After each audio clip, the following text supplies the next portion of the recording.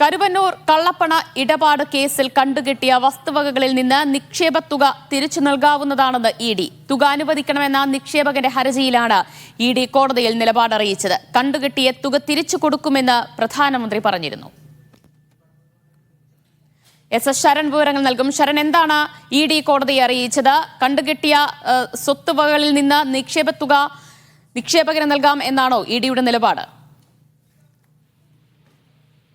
Enforcement directorate സ്വീകരിച്ചിരിക്കുന്നത്. എന്തായാലും ഈ തെരഞ്ഞെടുപ്പ് വേളയിൽ വളരെ പ്രധാനപ്പെട്ട ഒരു നീക്കം എൻഫോഴ്സ്മെന്റ് ഡയറക്ടറേറ്റിന്റെ ഭാഗത്തുനിന്ന് ഉണ്ടായിരിക്കുന്നു എന്നുള്ളതാണ് ശ്രദ്ധേയം. നേരത്തെ ഈ കേസുമായി ബന്ധപ്പെട്ട ചില ഉറപ്പുകൾ പ്രധാനമന്ത്രി നൽകിയിരുന്നതാണ്. അതായത് ഈ കരുവന്നൂർ ബാങ്ക് തട്ടിപ്പിൽ കുറ്റക്കാർക്കെതിരെ കർശന നടപടി ഉണ്ടാകുമെന്നും കള്ളപ്പണ കേസുമായി ബന്ധപ്പെട്ട ഇ.ഡി. കണ്ടുകെട്ടിയ വസ്തുവകളിൽ നിന്ന് തട്ടിപ്പിന്റെ നിക്ഷേപകരുടെ പണം തിരികെ നൽകുമെന്നുള്ളതായിരുന്നു പ്രധാനമന്ത്രിയുടെ ഉറപ്പ്. ഇതിന് പിന്നാലെയാണ് ഇ.ഡി. കണ്ടുകെട്ടിയ കോടികളുടെ വസ്തുവകളിൽ നിന്ന് നിക്ഷേപ തുക തിരികെ നൽകണമെന്ന ആവശ്യമായി കരുവന്നൂർ ബാങ്കിലെ നിക്ഷേപകൻ കൊച്ചി PMLA കോടതിയെ സമീപിച്ചിരുന്നു. ഇക്കാര്യത്തിൽ കോടതി ഇ.ഡിയോട് വിശദീകരണം തേടിയിരുന്നതാണ്. അതിലാണ് ഇപ്പോൾ എതിർ സത്യവാങ്മൂലം ഇ.ഡി.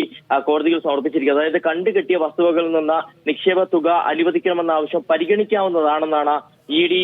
നിലപാട് കോടതിയെ അറിയിച്ചിരിക്കുന്നത്. എന്തായാലും ഇതിന്റെ അടിസ്ഥാനത്തിൽ കോടതി വൈകാതെ തുടർ നടപടികളിലേക്ക് കടക്കുമെന്നുള്ളതാണ് നമ്മൾ മനസ്സിലാക്കുന്നത്. നമുക്കറിയാം, നേരത്തെ ഈ വിവാദം ഈ വലിയ വിവാദത്തിലേക്ക് പോയതിന് പിന്നാലെ സംസ്ഥാന സർക്കാർ ചില നടപടികൾ ആരംഭിച്ചിരുന്നതാണ്.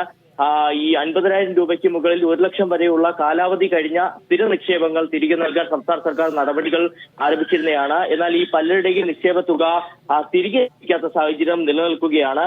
ആകെ 23,688 സേവിങ്സ് ബാങ്ക് നിക്ഷേപകരാണ് കരുവന്നൂരിലുള്ളത്. എന്തായാലും ഒരു ഇടവേളയ്ക്ക് ശേഷം BJPയും ഈ കരുവന്നൂർ വിഷയത്തെ മുൻനിർത്തിയുള്ള പ്രചാരണം സജീവമാക്കിയിരിക്കുന്ന സാഹചര്യമുള്ളത്. പ്രത്യേകിച്ച് തൃശൂർ, ആലത്തൂർ മണ്ഡലങ്ങളിൽ BJP വലിയ പ്രചാരണമായി മുന്നോട്ട് പോകുന്നതിനിടയിൽ കൂടിയാണ് ഇപ്പോൾ ഇ.ഡിയുടെ നീക്കം കോടതിയിൽ ഉണ്ടായിരിക്കുന്നത്. ശരൺ, ഇത് മറ്റ് നിക്ഷേപകർക്കും ഈ ഒരു തീരുമാനം വലിയ സഹായകരമാകാനിടയുണ്ടോ?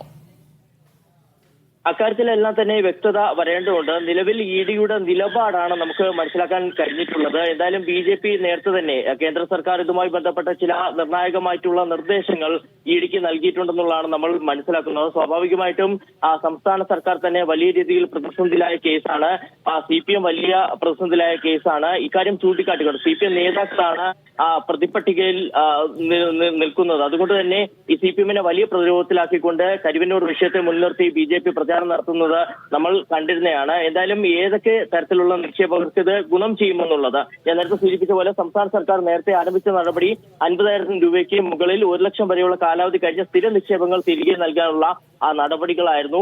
എന്നാൽ 23,688 സേവിങ്സ് ബാങ്ക് നിക്ഷേപകരാണ് നിലവിൽ കരുവന്നൂരിലുള്ളത്. ഭൂരിഭാഗം ആളുകൾക്കും നിക്ഷേപ തുക തിരികെ ലഭിക്കാത്ത സാഹചര്യം നിൽക്കുന്നു. അതുകൊണ്ട് കൂടിയാണ് പ്രധാനമന്ത്രി അത്തരത്തിൽ ഒരു ഉറപ്പ് നൽകുകയും ഇപ്പോൾ ഇ.ഡി. തന്നെ ഈ നിക്ഷേപ തുക കണ്ടുകെട്ടിയ വസ്തുക്കളിൽ നിന്ന് തിരികെ അനുവദിക്കാം എന്നുള്ളൊരു നിലപാട് സ്വീകരിക്കുകയും ചെയ്തിരിക്കുന്നത്. എന്തായാലും കോടതി തുടർ നടപടികളിലേക്ക് കടന്ന ശേഷമായിരിക്കും നമുക്ക് കുറച്ചുകൂടി ഈ കാര്യങ്ങളിൽ വ്യക്തത വരിക. കരുവന്നൂർ കേസിൽ കണ്ടുകെട്ടിയ വസ്തുവകകളിൽ നിന്നും നിക്ഷേപകന് നൽകാവുന്നതാണ് എന്നതാണ് ഇ.ഡിയുടെ നിലപാട്. കോടതിയിൽ നൽകിയ സത്യവാങ്മൂലത്തിലാണ് ഇക്കാര്യങ്ങളുള്ളത്. വിശദാംശങ്ങളാണ് എസ് ശരൺ നൽകിയത്.